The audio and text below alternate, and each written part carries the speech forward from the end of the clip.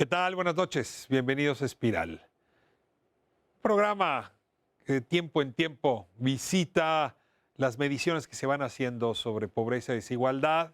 Tuvimos no hace tanto una discusión seria sobre los 25 años de la Secretaría de Desarrollo Social y hoy esa discusión se completa con el reciente informe que presentó Coneval, donde nos da la buena noticia de que la pobreza en México disminuyó entre el año 2014 y el año 2016.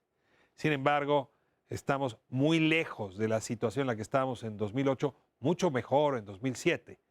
Hoy analizaremos un plano largo de tiempo para saber cómo se están comportando las políticas que enfrentan este lacerante fenómeno. Hablaremos también de desigualdad. Y vamos a hablar mucho del desarrollo regional.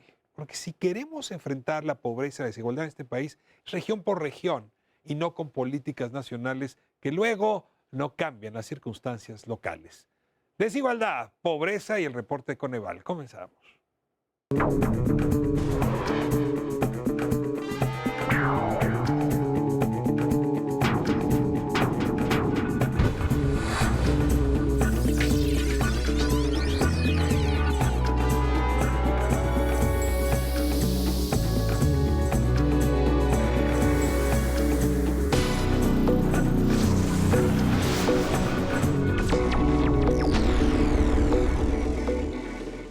Lo planteaba en la introducción, ¿es realmente cierto que disminuyó la pobreza en México entre 2014 y 2016? La verdad es que no hay mejores voces para responder esta pregunta que quienes me acompañan esta noche. Me hace muy feliz y creo que hará feliz al auditorio gozar de su inteligencia, de sus neuronas. Como esta edición aquí en Espiral, les voy a pedir que ustedes mismos se presenten. Gonzalo Hernández Licona, bienvenido. Hola, ¿qué tal, Ricardo? Qué gusto, como siempre, estar contigo. Yo soy Gonzalo Hernández Licona, soy secretario ejecutivo del Coneval, que como saben los que nos ven, Coneval mide la pobreza en México, en los estados, en los municipios, y evaluamos la política social. Esa es nuestra chamba en el Son la Coneval. última autoridad en materia de medición de pobreza. De acuerdo a la ley, sí. Entonces, la ley nos da la facultad de medir pobreza. Lo hemos venido haciendo desde el año 2009, el Coneval empieza en 2006. Entonces, llevamos ahí un rato en esta mezcla interesantísima, importantísima, yo creo que para la democracia mexicana, de medir y evaluar de manera independiente el quehacer gubernamental, el quehacer del país en general, ¿no?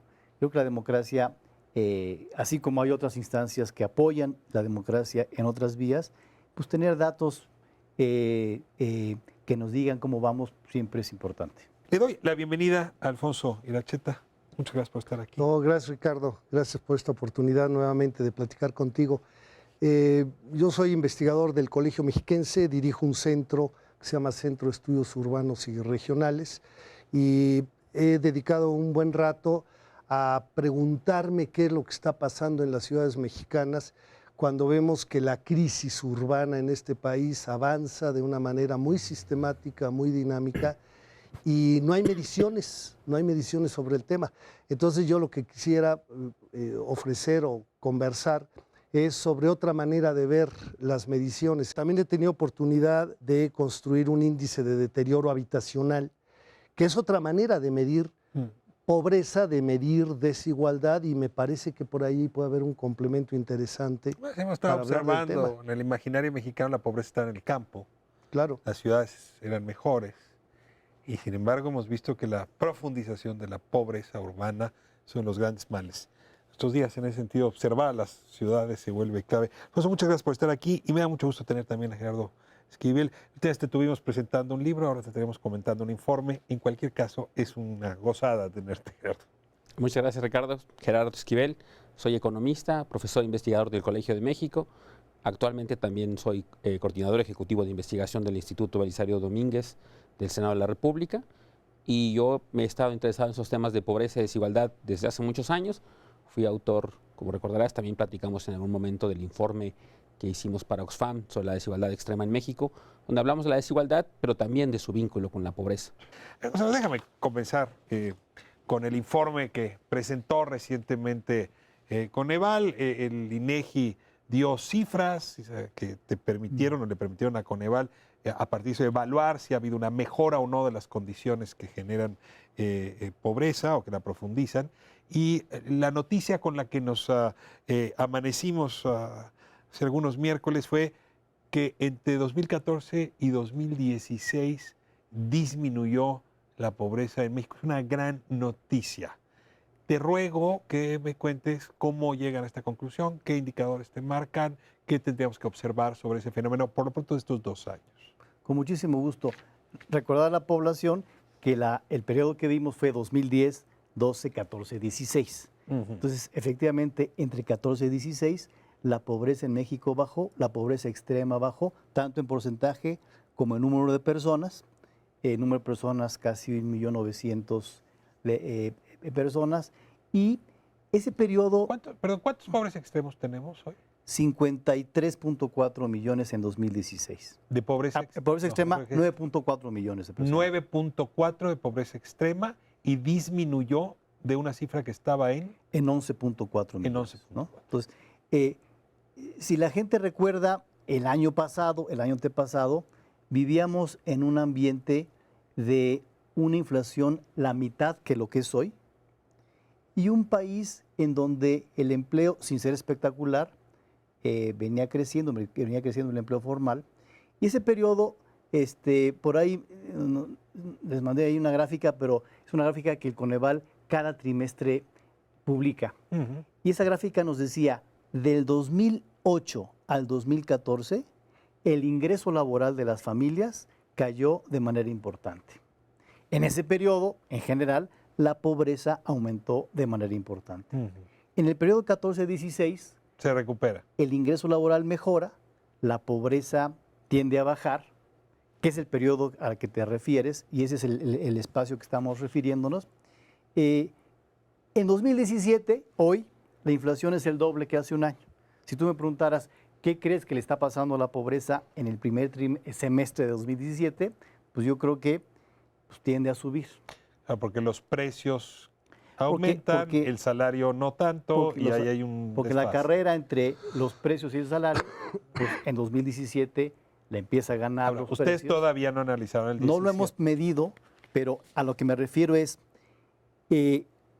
yo invito mucho a la gente a pronosticar la pobreza a partir de esta gráfica que cada trimestre publicamos y que te pronostica muy bien la tendencia de la pobreza. Entonces, no hay sorpresas que la pobreza haya bajado 2014-16, como no había sorpresas que la pobreza pudo haber subido en los años previos. A ver, perdón que insista con estos 2 años. Algo bueno ocurrió, dice Gonzalo. Bueno, inflación baja, más baja que la que tenemos hoy, y crecimiento del empleo. Yo me preguntaría, ¿y las políticas públicas? Es decir, prospera, el dinero que reciben las familias, la cruzada contra el hambre, ¿no? El apoyo a adultos mayores. Ustedes que revisaron también esas cifras, Gerardo, ¿ven que haya impactado también, aparte de estas 2 variables grandes más de orden económico que micro? Yo diría que hubo este periodo, este bienio específicamente, pues hubo una combinación virtuosa que de alguna manera explica lo que menciona Gonzalo, que se redujo la pobreza.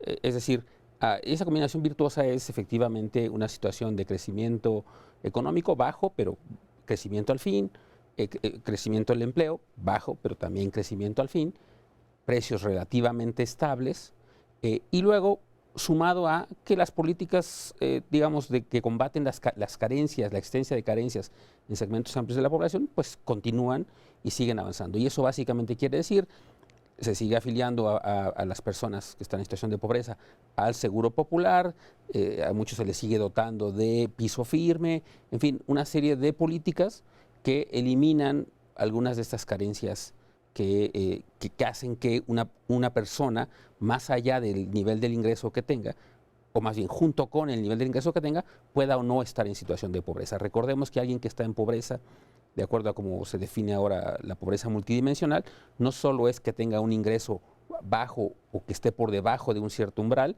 sino que además tenga una serie de carencias, ¿no? Entonces, en la medida en la que se están atendiendo también esas carencias, pues eso también contribuye a sacar a gente de la pobreza.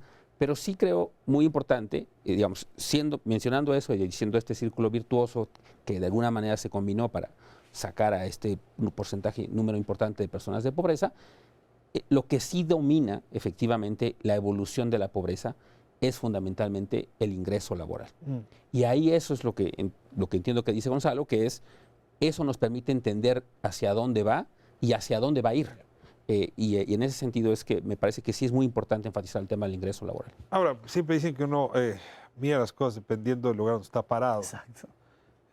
En esta época de la posverdad, qué difícil es encontrar la verdad. Pero, bueno, el gobierno diría 2012, 2013, se identificaron 7 millones de personas y se lanzó una cruzada contra el hambre que lo que buscaba, por cierto, que combatir el hambre era coordinar a las instancias de gobierno para ser más eficaz con los programas. Bueno, 13 es un año de prueba, pero 14, 15, 16 pudo haber tenido resultado. Y ese trasfondo que estoy escuchando desde la voz del gobierno, desde el informe gubernamental. Entonces, por eso me interesa mucho, simplemente, Alfonso, Gonzalo, que me vayan a profundizar. Esas políticas son responsables, o si pudiera decirlos estadísticamente, ¿en qué porcentaje son responsables de este resultado? ¿O de plano no es para allá donde tenemos que mirar?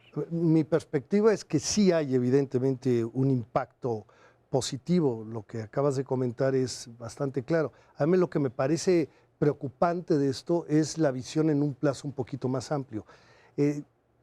Hablar que en un par de años bajó la pobreza, pero al tiempo la inflación de este año es la más alta de los últimos años y al tiempo el salario creció una cosita de nada, pues ya nos advierte que la pobreza va a continuar y que va a crecer próximamente. Ya Gonzalo creo que ya lo está dejando entrever. Y esto es natural en una sociedad que no atiende el tema de la pobreza desde la raíz. Y ese es el problema para mí central. Una política social que le da el litro de leche, en lugar de incrementar el ingreso al padre, a la madre, para que pueda comprar el litro de leche porque tiene un ingreso mayor, a mí me parece que es una política muy de filantropía más que una política social. Si lo vemos en otros temas, ocurre algo parecido. ¿Cuántas políticas sociales hay en México que tienen que ver con reducir la pobreza y la desigualdad? La política habitacional, políticas de movilidad dentro de la ciudad, políticas de servicios públicos y políticas que tienen que ver con el hambre de la gente, con la educación de la gente, con la salud de la gente. Pero uno se pregunta, pasado un determinado periodo donde el dato nos habla bien, pero si yo lo veo en un plazo más largo, el dato ya no es tan bueno. Y si lo proyecto en un mediano plazo, el dato todavía es peor. Bajo este principio, qué bueno que haya políticas de esta naturaleza, pero yo me preguntaría cuál es la política social que requiere México para realmente atacar más a fondo el tema de la pobreza. El Coneval evaluó la cruzada contra el hambre. ¿Puedo entrar a tu punto, o sea, y ligarlo también con lo de Gerardo?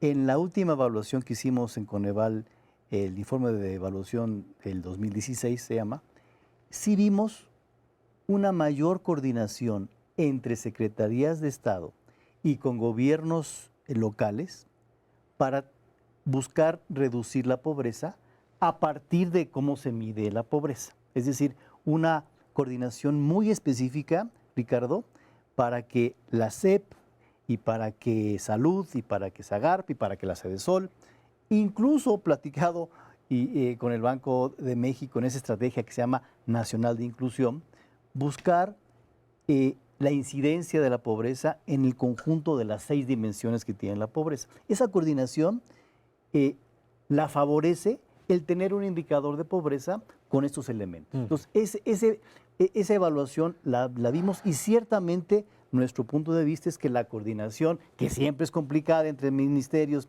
y secretarías y estados, mejoró a partir de ese proceso, ¿no? Y tuvo impacto en regiones donde la pobreza es explícita. Y tuvo impacto, y cuando se habla de la pobreza extrema, es ahí donde hay más incidencia en concreto. Entonces, esa parte, como dice Gerardo, sí puede generar un círculo virtuoso que junto con el crecimiento moderado económico y la inflación baja, puede ser así. Ahora, sí la parte del ingreso toma un papel especial en la propia medición y en el propio visión de pobreza de largo plazo, como decía Alfonso, ¿no? El 2014-16 fue bueno. Ya cuando uno se va alejando en el tiempo, uno empieza a ver los retos históricos de la pobreza en México, que hay que entrarle. Déjame terminar diciendo, qué bueno que 2014-16 bajó la pobreza. Ojalá eso sucediera en muchos otros años de manera consecutiva. Ya ¿no? nos adelantas que 17, como, quién sabe cómo venga, pero hay una pregunta un poco más técnica, pero creo que puede ser interesante para, digamos, para la observación de la audiencia. ¿Tiene sentido basarnos en una medición de 2 años? Es decir, cuando uno mide desigualdad o pobreza, 2 años es un objeto de estudio interesante, o como uno observa en otros documentos académicos, Claro. pues la pobreza y la desigualdad necesita medirse en plazos por de décadas o de mucho más largo. Es decir, si vamos a estudiar a las ratas, 2 años es una ratita muy chiquita. Sí. Te voy a decir por qué ayuda. Porque te da oportunidad de ver que si las cosas no van bien, las puedes mejorar. Si tú tienes un espacio de 5 o 10 años, pues ya la noticia de que la pobreza subió en 5 o 10 años ya no te permite un monitoreo más. A ver, lo voy a decir en términos más coloquiales. ¿Puedo cantar victoria? No. 2 años se redujo, cantemos victoria, ya por aquí vamos, sigámonos derecho. No, yo creo que no. De hecho, yo al día siguiente que se dio el informe publiqué un artículo justamente donde el título era "No echemos las campanas al vuelo", justamente porque ahí 2 años está bien, ahí hay varios temas. Nosotros ahorita hemos estado hablando como si en efecto se hubiera reducido la pobreza. Yo creo que en efecto se redujo la pobreza a partir de varios indicadores. Hay un tema estadístico que también hay que discutir en algún momento, si la comparación es estrictamente válida. Y hay un tema, hay un rango ahí de incertidumbre sobre eso, ¿no? Pero aceptemos que efectivamente se redujo la pobreza, ese es un tema. El otro tema es, mucha de esta gente que sale de la pobreza, pues tampoco es que ya quede en un nivel, efectivamente, de estabilidad y certidumbre que salió de la pobreza. Está en la rayita. Muchos de ellos están efectivamente en la rayita, son muy vulnerables.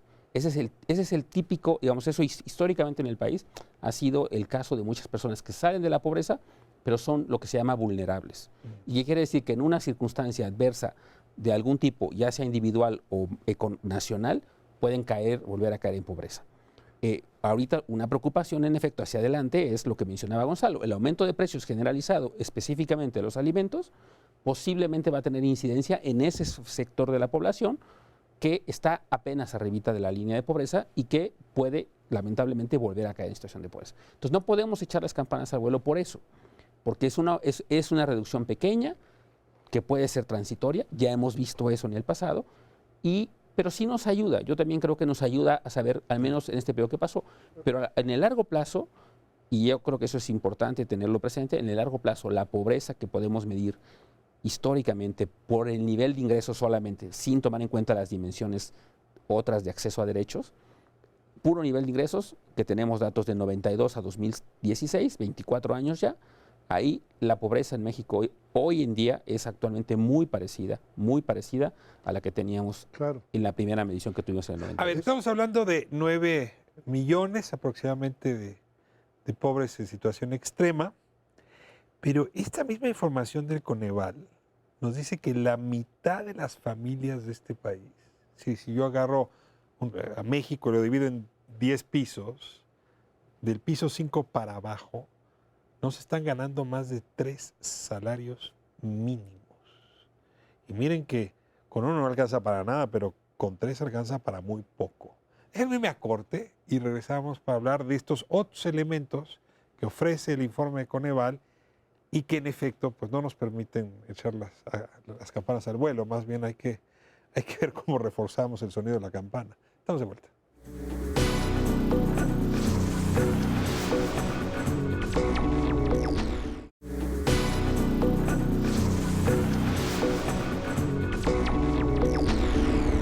Estamos de vuelta en Espiral, hablando de las mejoras o no de las condiciones que generan pobreza y también lo vamos a hacer en este bloque de la desigualdad. A ver, me importa mucho una cifra que Gonzalo puso hace un momento mientras pasaba por el conjunto del informe. Decía, pobres andamos en 53 millones de personas, 53.4. quiere ser como el 40% de la población. 43.6. 43%. Es decir, ¿cuál es la diferencia entre este pobre y el pobre extremo? Nada más para entender la clasificación. ¿Cuánto está ganando un pobre y cuánto gana un pobre extremo?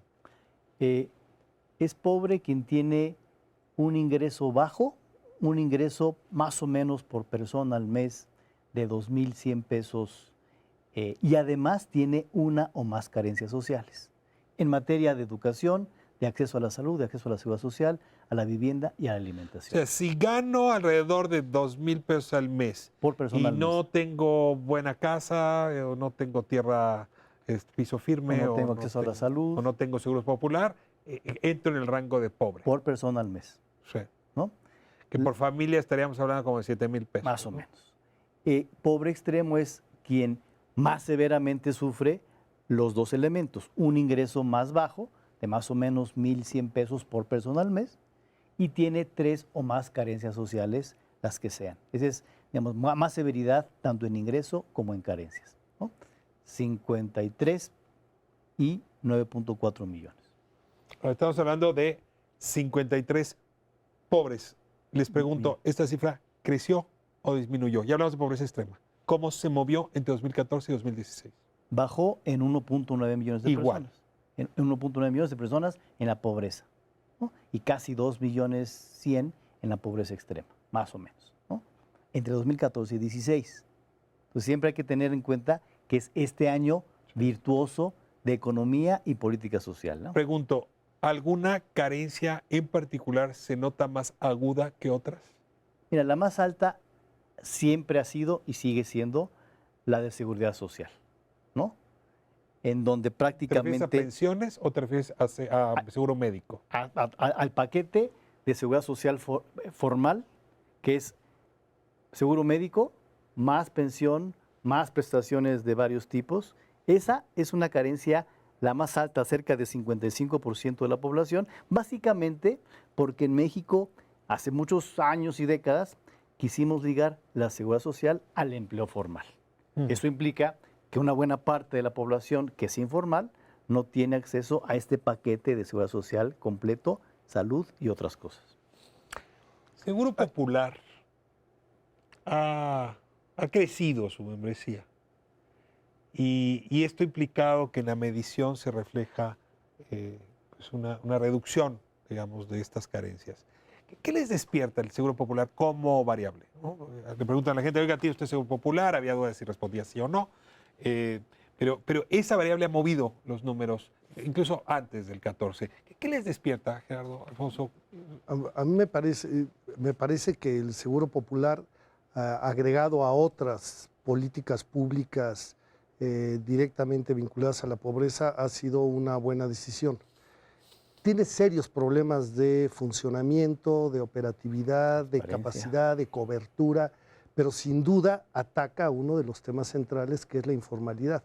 Si 6 de cada 10 empleos en México son informales, 6 de cada 10 nuevos empleos que se crean en el país son informales, ¿qué posibilidades tiene la gente de bajo ingreso con un ingreso de esta naturaleza de 2,000 pesos por persona, 7,000 por núcleo familiar, de acceder a un médico privado?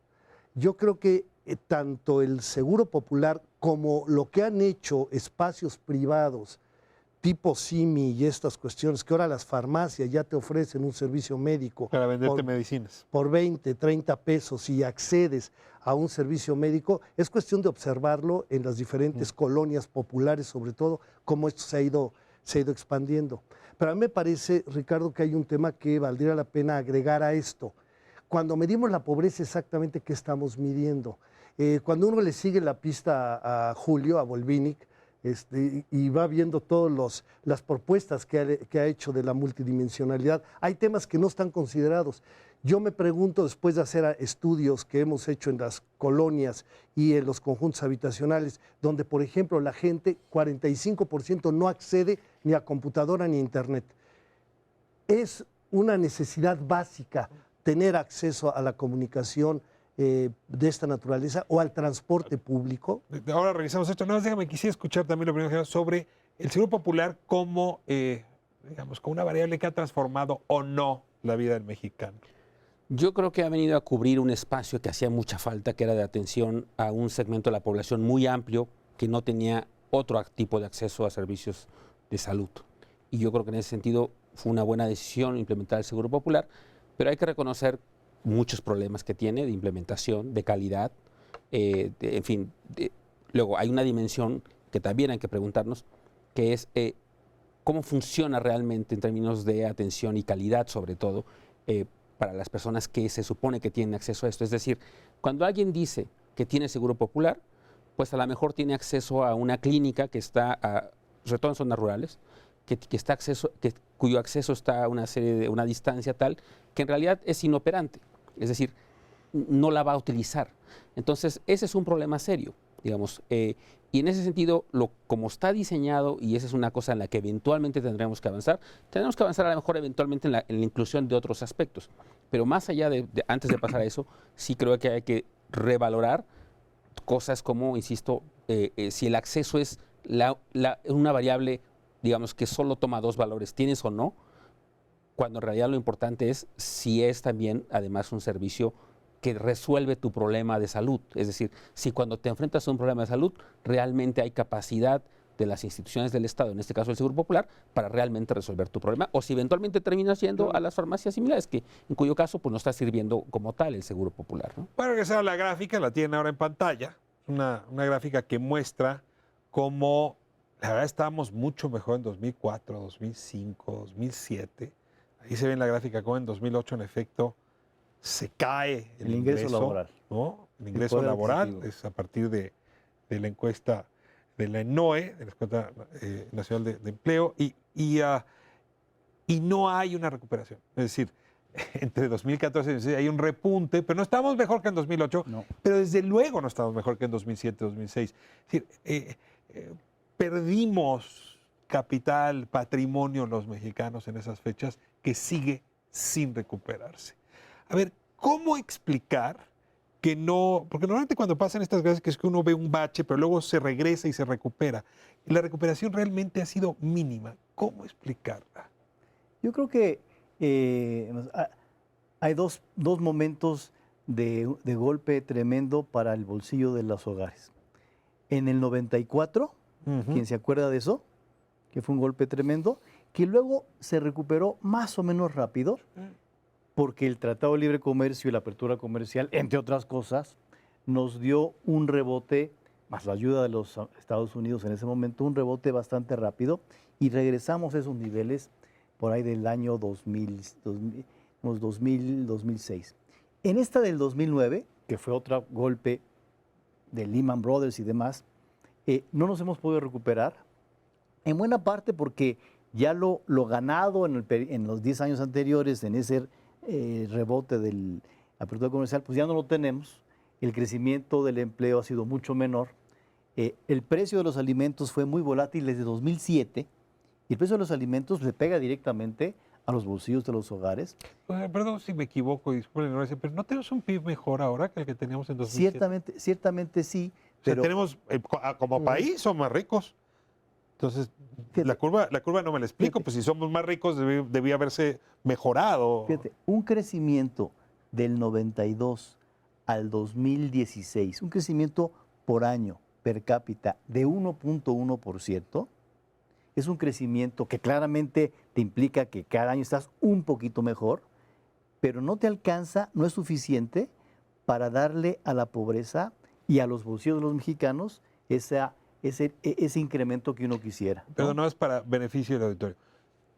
Ingreso per cápita es ingreso por persona. Exactamente. Ahora, el ingreso país sí ha sido mejor que el ingreso por persona. Sí, si tú no lo divides entre personas, pues crece más rápido. Cuando tú le descuentas el crecimiento de la población, pues ahí te das cuenta que por persona no nos está tocando pues mucho más que en el 92, como decía Gerardo. O sea, sí un talón de Aquiles de la economía mexicana en muchos, 20 y tantos años, es darle un crecimiento económico sistemático y sostenido cada año. El 1.1, Ricardo, ha sido insuficiente. Qué bueno que el 14-16 fue un buen respiro para los bolsillos de los mexicanos, cuando tú lo ves a largo plazo, sí nos hace falta algo mucho más agresivo que lo que hemos tenido recientemente. Mucho más, ¿qué quiere decir, Gerardo? Bueno, lo primero que yo diría respecto a tu pregunta concreta previa, que era el tema de por qué ha crecido el ingreso del país, efectivamente el PIB y el PIB per cápita, y no necesariamente el ingreso laboral, y no necesariamente se ha reducido la pobreza. Esa me parece que es una pregunta clave, y eso tiene que ver, por eso está bien lo que decías al principio, tiene que ver con el tema de la desigualdad, tiene que ver con el tema de cómo se distribuyen los beneficios de ese crecimiento. Es decir, si el Producto Interno Bruto del país crece, el ingreso del país crece, pero ese ingreso tiende a beneficiar de manera desproporcionada a las personas que no son pobres, por ejemplo. Entonces, eso hace que la riqueza del país crezca, pero la pobreza se mantenga. Ese es de hecho parte de lo que ha pasado. Y eso tiene que ver con las fuentes de ingreso. Si tus cifras siguen siendo correctas, el 10% de la población se está quedando con 60 centavos de cada peso producido en este país. En efecto, eso es lo que está pasando. Y otros estudios ahora más recientes lo han confirmado con otras metodologías. Y eso implica entonces que, pues sí, si el país está creciendo, pero los beneficios de ese crecimiento no se están redistribuyendo de manera equitativa, pues entonces nos enfrentamos a esta aparente paradoja. ¿Por qué crece el país? Pero ¿por qué no crece el ingreso laboral tan rápido como crece el resto de la economía? ¿Y por qué no abatimos la pobreza tan rápido como uno esperaría y quisiera que ocurriera, dado lo que estamos observando en el resto de la economía? Entonces, es una cuestión un poco paradójica, pero que en ese sentido se explica por qué escuchamos de repente discursos tan optimistas en una dimensión, pero por otro lado, cuando observamos la realidad y el tema de la pobreza, los resultados no son tan favorables. Sin duda el tema central es la distribución. Cuando leemos y vemos los datos, sobre todo en la prensa que ha sido muy prolija en esto, cómo cada vez tenemos ricos más ricos y una masa de pobres que se estancan en esa condición, inclusive grupos de clase media que no alcanzan a incrementar su calidad de vida. Y esto tiene que ver con que, en efecto, si hablamos de 100 unidades monetarias que produce el país y decimos hay 100 habitantes, ay, mira qué bien, le tocó a 1 por habitante, pero resulta que no, que 10 habitantes se quedaron con 60 y 4 habitantes tienen que sobrevivir con el resto. La gran diferencia es que los pobres tienen muy poco ingreso para sobrevivir y los ricos tienen un exceso de riqueza para poder consumir. Pero esto también se manifiesta en el patrimonio, no solamente es el ingreso, es el patrimonio, es la riqueza general del país que tiene que ver inclusive con otras cosas que son muy materiales, con la movilidad, con la vivienda, con los accesos a servicios públicos, con la educación, con la salud.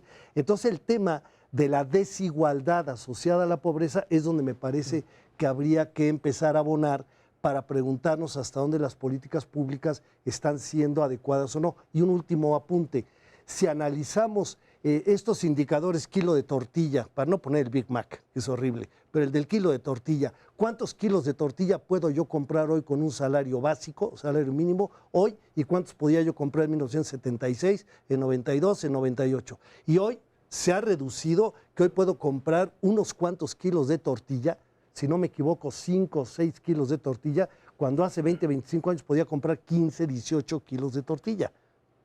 Cuando hablamos de desigualdad, normalmente lo que pensamos son en estos ricotes que se llevan todo y muchos que no acceden a la riqueza. Pero estos estudios de Coneval nos permiten entrar en distintas dimensiones de la desigualdad. Y una muy dolorosa en México es la regional. A ver, no es cierto que el país ha crecido poco, dicho desde Chihuahua. 12%, ya habíamos querido en otras épocas tener entidades que crecen 12%. Baja California, si no me equivoco, anda sobre el 7%. Ahora, traen tasas de crecimiento hundidas o incluso por abajo en Chiapas, en Oaxaca.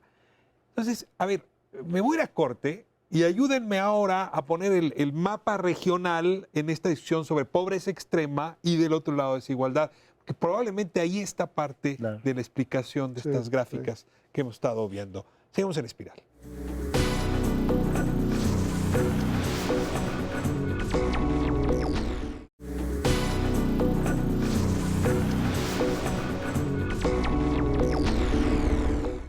Estamos de vuelta en Espiral, hablando de pobreza, desigualdad en el país.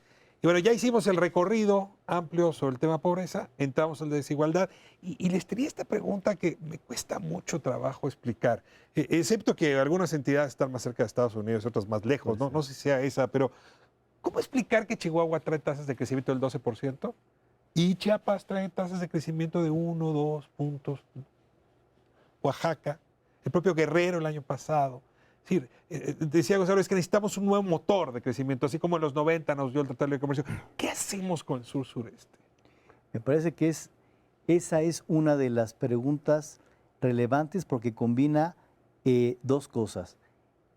La desigualdad enorme del país, que se puede ver en muchas dimensiones, una de ellas la regional, ¿no? Y el tema yo creo que de la conexión de mercados y el desarrollo económico. En Chiapas, como tú lo dices ahorita, cuando le está yendo al país un poco mejor, los estados más cercanos a los mercados más importantes, no solamente en el norte, Guanajuato, Querétaro, Yucatán, Quintana Roo, que claramente tienen un mercado muy ligado al mercado más grande del mundo, que es Estados Unidos, les va bien y a Chiapas no. Pero un dato, en la crisis de 2009, estos estados les fue re mal y en Chiapas no pasó nada. O sea, parecería que en Chiapas no pasa nada. no importa lo que sea en el mundo. Haz de cuenta que es otro país. O sea, sí lo que se requiere en Chiapas, en Oaxaca, parte de Veracruz, es un desarrollo económico y social ligado, mucho más cercano a mercados importantes, ya sea internos, ya sea nacionales o internacionales. Las condiciones geográficas, las condiciones históricas de Chiapas y en parte de Oaxaca no lo hacen nada sencillo. Yo sí creo, y después a ver si tengo chance de hablar otra vez, que la agenda para el futuro de México tiene que ser ligada a la igualdad de oportunidades, es decir, a combatir las desigualdades, pasando por la reducción de pobreza, que ojalá el siguiente gobierno retome la mejor coordinación de política pública para abatir pobreza, tal como está medida, si se puede mejorar. Pero el gran reto para México es que en largo plazo no tiene que ser, como decía Alfonso, solamente el piso firme y la leche nada más, sino realmente Conexión al mundo. el tema de que las oportunidades de los mexicanos regionalmente, por género, por color de piel y demás, sean mucho más igualitarias. A ver, me muero ganas de hacerte esta pregunta. Tú hiciste la revisión, la traducción del libro de Thomas Piketty, Capital del siglo XXI. Y uno de los argumentos de Piketty más interesante en ese texto dice que las tasas de crecimiento muy altas es cuando un territorio rezagado económicamente alcanza a otro que estaba aventajado. Cuando Europa, después de la guerra, alcanzó a Estados Unidos. Creo que es válido para México, ¿eh? Cuando los estados del norte alcanzaron a sus vecinos, Chihuahua, Texas, Baja California, California. ¿Qué uno de los motores de desarrollo podría ser forzar a Chiapas, a Oaxaca, a alcanzar a las otras regiones? Ese no es el motor al que se estaba haciendo referencia Gonzalo. No, pero yo creo que ese sería un gran motor de crecimiento. Es decir, pensar digo, aparte de pensar en promover el desarrollo y crecimiento del país en general, eso estamos todos de acuerdo. Pero un motor adicional sería el simple hecho de buscar reducir las brechas y las disparidades regionales en el país. El país ahora, si lo pensamos, tenemos una región, genéricamente podríamos decir el centro-norte del país, que tiene un ingreso, digamos, por decir algo, 150. El sur, 50 de ingresos de pesos per cápita. Un tercio. Un tercio, ese es más o menos. De tal manera que el promedio del país es 100. ¿Okay? Pensemos lo que podríamos lograr si tan solo el ingreso per cápita del sur del país no eliminara la brecha con respecto al norte. Subiera 100. Con que subiera 100. Claro. Con que subiera 100. Seguiría existiendo la brecha norte-sur, pero eso haría que el promedio del país fuese 125 en lugar de 100, que es ahora. Es un crecimiento no trivial, 25% del ingreso del país, simplemente por reducir a la mitad la brecha que hoy en día tenemos. Ese es el tamaño, más o menos, de lo que podría contribuir una política enfocada a reducir la disparidad regional en el país. A ver, esta es tu materia. Voy directo. La Constitución mexicana fue reformada en los años 80 justamente para introducir en el artículo 26 Lo sé porque esa fue mi tesis de licenciatura. Toda la discusión del desarrollo regional. Así es. Votamos el desarrollo regional y sobre todo el desarrollo territorial. Está hoy en nomenclatura, pero no ha sido un tema desarrollado más allá de las buenas ideas y las Así buenas es. intenciones. Mira, aquí hay varios problemas. Primero, el Estado mexicano nunca ha entendido el papel que tiene el territorio en el desarrollo y está organizado por sectores. Entonces yo me he imaginado, y lo he propuesto cuantas veces me lo han permitido, una estructura más matricial en el comportamiento del gobierno y en la forma de actuar. Y yo me pregunto, ¿no es más claro cuando yo hablo con una región, le pregunto, ¿qué te duele? ¿Qué tienes para ofrecer como región? Y todo correría así. La región es la que manda y aquí está educación, salud, agricultura, turismo, y el secretario del ramo va y atiende las necesidades de la región con relación a su tema. En este momento no es así. El secretario de Educación va y pone escuelas y pone universidades y pone todo lo que se les ocurre que hay que poner desde una perspectiva estrictamente sectorial sin analizar las necesidades de las regiones. Es una primera cuestión. La segunda es que al no reconocer el valor que una comunidad se da a sí misma de su territorio, su historia, su cultura, su actividad económica, sus recursos naturales, el resultado es que las inversiones juegan con otra lógica. Y esta lógica, por una parte sectorial, que no reconoce cultura, educación, condiciones históricas, hace que, por ejemplo, Chiapas, cuando se pretende invertir, voy a poner un ejemplo, las zonas económicas especiales llegan y ¿saben lo que están haciendo? Llegan y compran un terrenote, por cierto ya lo compraron en Coatzacoalcos, en un lugar que no debieron, pero bueno, compran el terrenote y van a traer inversión extranjera para que estén aquí grandes empresas. Oye, espérame, el 60% de la población es muy pobre, 30% es población indígena que muchos ni siquiera hablan la lengua y su historia todavía es de semiesclavismo en buena parte de la actividad, por ejemplo, del café, entre otras actividades económicas. Cuando no hay esta correlación de acercarse a preguntarle a la comunidad qué requieres, no vamos a avanzar. Mesoyorno en Italia, los nuevos desarrollos en Polonia, Vietnam, lo que han estado haciendo es eso. Reconozco a la región por sus condiciones y le pregunto, ¿qué necesitas para crecer y desarrollarte? Y entonces la política pública se adapta a la región y no la región a una política pública que está centralizada. Sí te tocó otra intervención, Gonzalo. Déjame aprovecharla. Imagínate que está aquí sentado el próximo secretario de Hacienda, el próximo presidente o presidenta del país. Y es bueno, a ver, de todo lo que ha aprendido en estos muchos años al frente de Coneval, dos ideas centrales que deberían mover la política económica, no la de desarrollo social, la política económica de este país para enfrentar los problemas de pobreza y desigualdad. Mira, voy a darte una respuesta que es económica, pero viene de lo social. Le dejo a mis amigos macroeconomistas que hablen de esa parte, pero ahí te va la siguiente idea, a ver si la puedo hacer en poco tiempo. A mí me dijeron desde mi primera clase de economía que los mercados eran más eficientes y funcionaban mejor cuando había más gente compitiendo en esa economía. Si hay dos personas compitiendo, la economía ni es eficiente ni llegas a precios adecuados. Entonces, eso implica que mientras más grupos sociales, somos 125 millones de mexicanos, quienes participamos en los mercados somos muy poquitos. Quienes tenemos el chance de entrar a los mercados que se nos pegue la gana, somos muy poquitos. Si en este país tuviéramos la posibilidad, muchas más personas, muchos más grupos sociales, muchos más tipos de personas de participar en el mercado económico, político y social que se nos pegue la gana, este país tendría un valor agregado mucho, mucho mayor. Disminuir las barreras de cuando entrada al vemos, mercado. por ejemplo, que mujeres indígenas rurales tienen 85% de pobreza, que por cierto en 14 y 16 subió esa pobreza de mujeres rurales indígenas. Y los hombres no indígenas urbanos tenemos una pobreza de 37%, esas diferencias es un buen ejemplo que te dicen que hay un chorro de potencial y posibilidad de participación en muchos grupos que hoy por hoy no lo están haciendo. Si este país pudiera darle mucho más chance de participación a los grupos amplios de los 125 millones que tenemos, este país tendría una generación de valor agregado mucho mayor, mucho más acelerado, independientemente de las políticas macroeconómicas que habrá que hacer. A ver, Gerardo, pues ya te lanzaron a hablar de macro. Bueno, pero yo, no, digamos, yo coincido con lo que dice Gonzalo, pero lo que yo haría, lo que yo recomendaría es una cosa muy concreta que tiene que ver con lo que hemos estado hablando ahora, que es, dado que sabemos, uno, dónde están los pobres, fundamentalmente.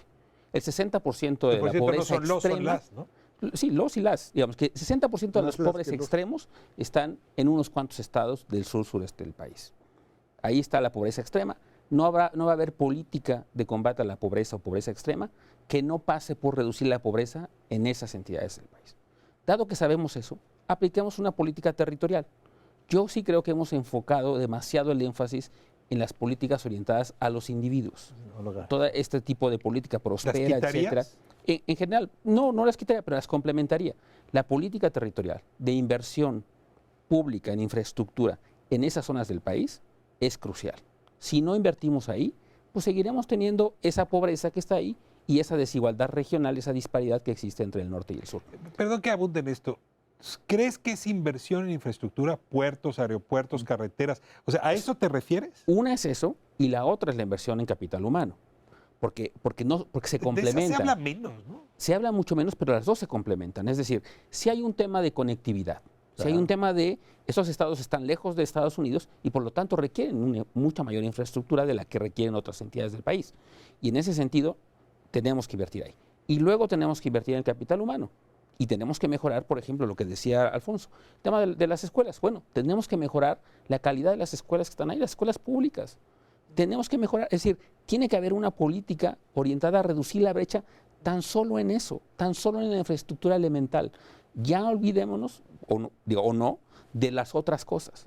Pero ahí la política territorial es algo en lo que yo haría mucho énfasis, dado que sabemos que ahí está la pobreza, dado que sabemos que está generando la disparidad regional entre el norte y el sur y que eso está creciendo, derivado del acuerdo de Traemos ya libre consenso comercio. en la mesa. Déjame profundizar en esta misma dirección, Alfonso. Esta administración, este gobierno crea la SEDATU, esta secretaría que sustituye a la reforma agraria, justamente para tener un instrumento o varios de política pública para afectar el territorio. Es decir, ya tenemos incluso la secretaría encargada de hacer eso desde el gobierno federal y ese es un envío también de señal al gobierno local.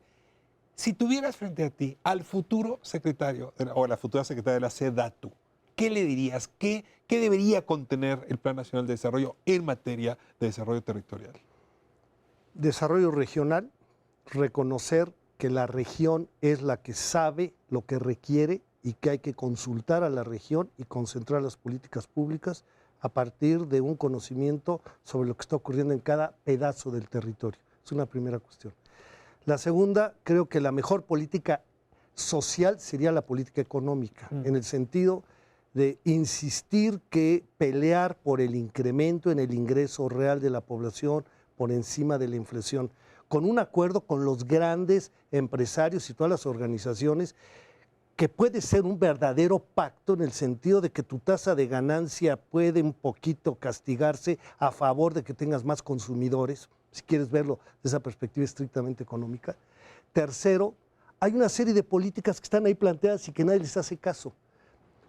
Imagínate que México fue capaz de construir 11 millones de viviendas sociales en 17 años, 11 millones de viviendas sociales. Y nosotros hemos propuesto con la creación del Instituto Nacional del Suelo, que sustituyó a la CORET, ¿por qué no pensar en 1 millón de lotes habitacionales para los pobres, bien localizados en cada ciudad, con certeza jurídica, con certeza de que no están en una zona de riesgo y con la garantía de que van a saber dónde se van a poner todos los equipamientos sociales? Porque tú pintas la raíz, aquí va a haber parque, aquí va a haber escuela, etcétera, etcétera. Nada más con esas políticas. Ya no me meto más en cambiar la política habitacional, que es un desastre, crear la política de movilidad inter e intraurbana. Ahí tienes 4 o 5 líneas que cambiarían en un sentido muy profundo pobreza y desigualdad. Voy a hacer un programa solo sobre este tema, pero me sobraron un par de minutos y me he obligado a traer una discusión final sobre lo que están diciendo canadienses y estadounidenses, de que en México tenemos una política artificial para mantener abajo el salario. Sí. Si ustedes son economistas, supondrán que el precio del salario se ajusta en función de variables solamente económicas Y vienen canadienses y gringos y dicen, no, no es cierto. Ustedes deliberadamente están manteniendo con mecanismos no económicos el salario bajo, deprimido el mexicano. Cierro con esto. Sí, no, se equivocan. Tomo en serio este argumento. Yo creo que el salario mínimo sí. El de mercado no sé. El salario mínimo seguro sí. El salario mínimo podría subir más de lo que hoy tenemos, más de lo que subió el año pasado, y no tendría ningún efecto ni en la inflación, ni en Claro. el desequilibrio de los mercados laborales. Entonces, ese salario mínimo, desde mi punto de vista, sí podría subir Es un más. desafío para adelante. Claro. Estoy de acuerdo con el salario mínimo, pero también creo que hay políticas que influyen en el resto de los salarios. La principal es la forma de contención laboral y salarial. Es decir, si escuchamos, por ejemplo, al gobierno festejar que no ha habido huelgas en el país, quiere decir que hay algo que está mal en el país. Es decir, a menos que fuésemos un país que está en jauja, creciendo y donde los trabajadores todos están contentos, sería razonable, pero no es el caso. La razón por la que no hay huelgas en el país tiene que ver con el mecanismo institucional y el control sindical que existe en el país, que eso sí limita los salarios. Y veámoslo, el ejemplo más claro, y por eso lo señalan los canadienses, tiene que ver con los salarios, por ejemplo, de los trabajadores de las empresas más productivas del país, vinculadas, por ejemplo, al sector exportador. Veamos cómo son los salarios de los trabajadores en la industria automotriz. Sí, son más altos que el promedio nacional, pero son muchísimo más bajos de lo que podrían ser y son muchísimo más bajos de lo que son en otras partes del mundo, en particular en Estados Unidos. Entonces, sí hay un tema ahí de contención salarial que tiene que ver con el diseño institucional del sector laboral del país, que limita la auténtica representación de los trabajadores, y ahí es un espacio donde Pero se puede Se me mejorar fue el mucho. tiempo. Ya no. Tengo que cerrar. Les agradezco Perdón. muchísimo a los tres. La próxima. Francamente, sale uno mejor ilustrado y más claro con respecto a un fenómeno que es complejísimo. Déjenme resumir y espero no equivocarme. 14, 16 son años interesantes que nos dicen que es posible disminuir la pobreza, Así es. que es posible mejorar las condiciones de vida y el ingreso de muchas Así familias. Podrían ser un plazo excepcional si no aprendemos las lecciones que nos Así están es. diciendo estos 2 años. Y al mismo tiempo sabemos que el desafío hacia adelante es enorme. Y me quedo con una de las recomendaciones que aquí se han dado. Sur-sureste, desarrollo regional que atienda justamente esos territorios donde viven la mayoría de los pobres, que por cierto no son los, sino las pobres de este país.